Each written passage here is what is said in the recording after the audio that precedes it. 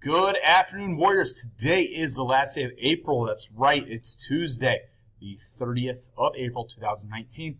Hard to believe, but tomorrow we begin the month of May, the final month of school.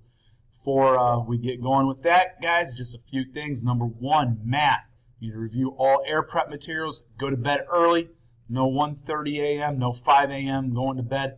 You need to get to bed early and then wake up and eat breakfast. All right, if you wanted to check the Alex packet number 3, answers are on Mrs. Capps' desk. Science and social studies, there is no homework. Language arts, make sure we're resting and reviewing for our math testing. Also need to make sure that our Chromebook is charged for testing tomorrow. Go home and plug that in. There is no homework. You can also read AR.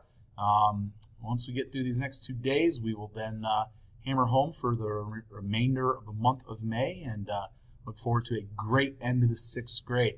That's it for today. Hopefully everyone can stay dry.